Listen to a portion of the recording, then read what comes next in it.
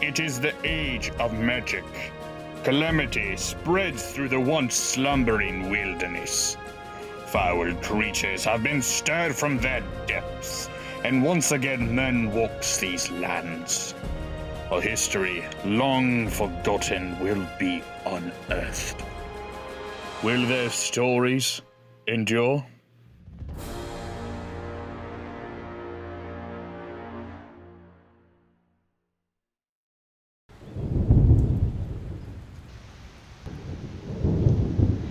There was a storm outside, but this mattered little to the merry audience in the Blinking Pony Inn.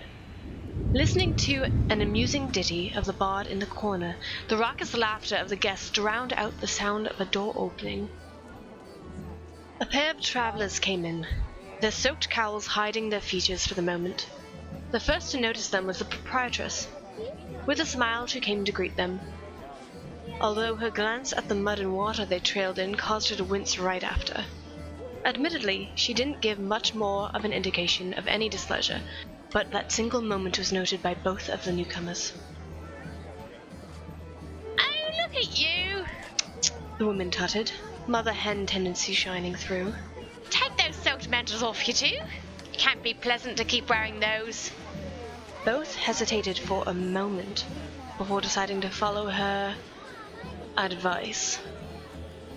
The first one to do so turned out to be a ginger female on the cusp of physical adulthood. Her height often caused people to mistake her as a child, but she took it with grace. That was mixed ancestry for you.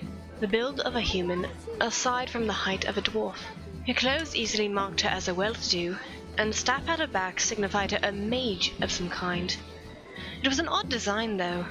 All in all, she would have been quite lovely had it not been for the hideous scar marring her face. It seemed to continue on farther downward, but her clothes hid the rest. The second was an elf, a bit of a rarity in these parts. His smile was gentle, but his grey eyes held an edge to them. It was clear that he was a warrior of some kind, even without the armor and the daggers and the crossbow dangling on his belt. His hair was white, with a few remaining hints of grey. To a casual observer, it would be clear that even by elven standards, he was ancient.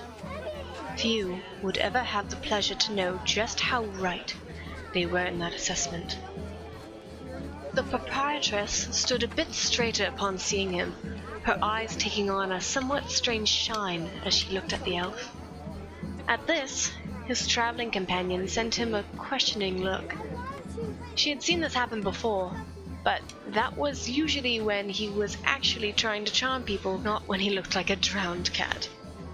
It took a while for the proprietress to regain her bearings, and upon hearing what they expected out of their stay here, and taking a quarter of the money up front, she led them to a room.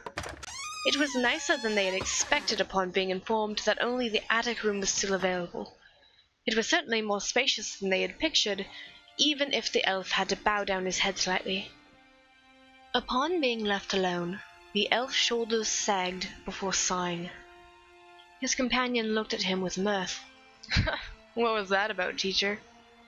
Rouvain sighed and answered, "Some people, like the woman before, look at us elves and see an ideal. They see our supposed beauty, our wisdom, grace, and serenity, and become infatuated with it." "A bit full of yourself, aren't you?" "I did say supposed, Eris," her teacher explained mildly. "There are very few elves that actually buy into the myth surrounding ourselves. Some even disdain mortals for it. A few of them care to think of the path that brought us to this point." "Oh?"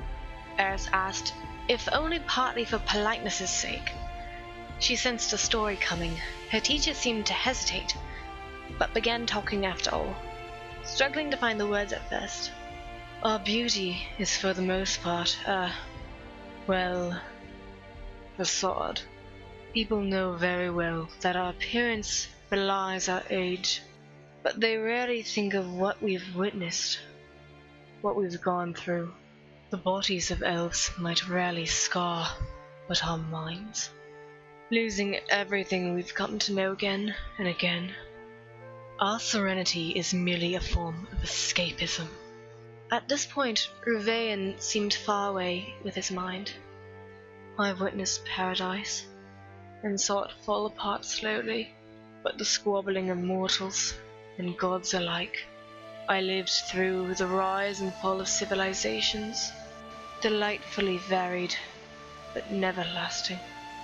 Despite the best of our efforts, the exodus, I cannot. Forgive me, this is a subject I loathe to touch upon. The scars being too fresh, the scale too great.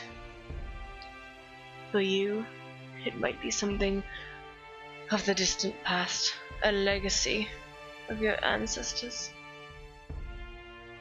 But for elves, this wisdom, this grace she foolishly longed for, it is a product of experience, of living too long, of seeing too much. Eris remained quiet after his words. What else could she do at hearing something like this? Truthfully, she herself did not particularly like elves in general, particularly for the so-called myths surrounding them her teacher just talked about, that stereotype.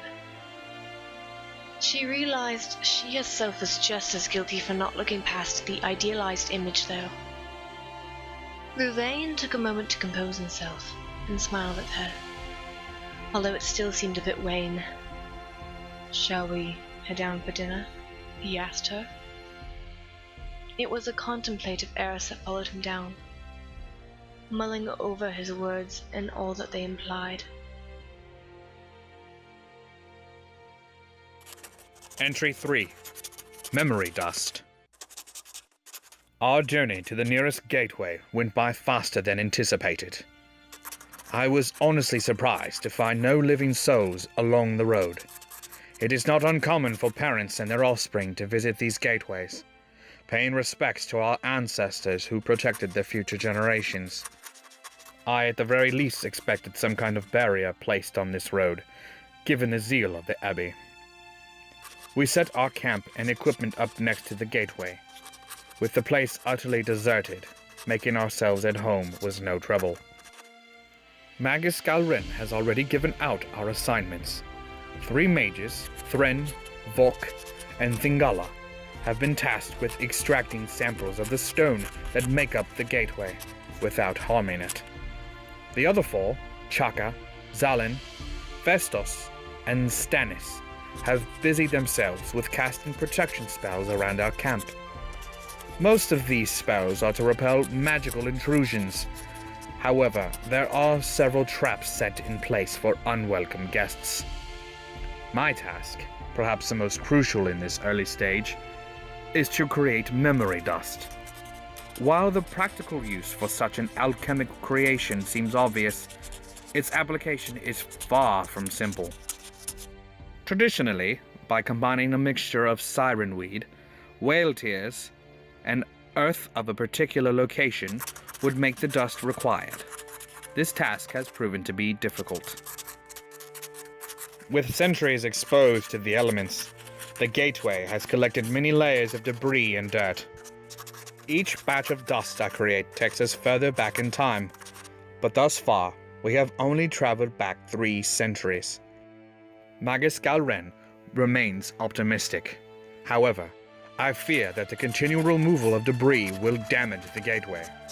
After all, even the strongest of stone crack with time, and debris is often the glue that holds it together.